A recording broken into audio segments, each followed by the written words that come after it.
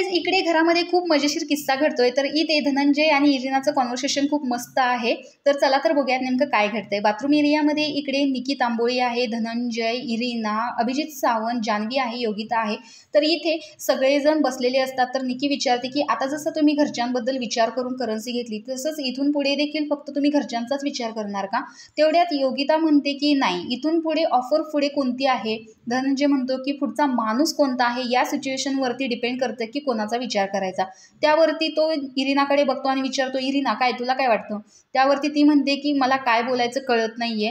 त्यावरती जान्हवी म्हणते की तिला काय बोलायचं हे कळत नाही, फक्त काहीतरी बोलायचं म्हणून ती बोलते। तर धनंजय विचारतो की तू मराठी कुठे शिकलीस? मी 38 वर्ष झालं इंग्लिश शिकण्याचा प्रयत्न करतोय, पण मला अजून ते जमलेलं नाही, पण तू मराठीमध्ये बोलतेस। त्यावर निकी म्हणते की मराठीत बोलण्यासाठी सुद्धा गट्स लागतात आणि ते तिच्यात आहे। त्यावर सगळेच हो म्हणतात। तर धनंजय म्हणतो की मी थोडं इंग्लिश बोलेन आणि तूही थोडाच मराठी बोल, म्हणजे आपल्या दोघांचं मिक्स होईल। आणि निकी म्हणते की आता तुमच्यासाठीच इरिनाला पाठवलंय तर तुम्ही इंग्लिश शिकून घ्या तिच्याकडून।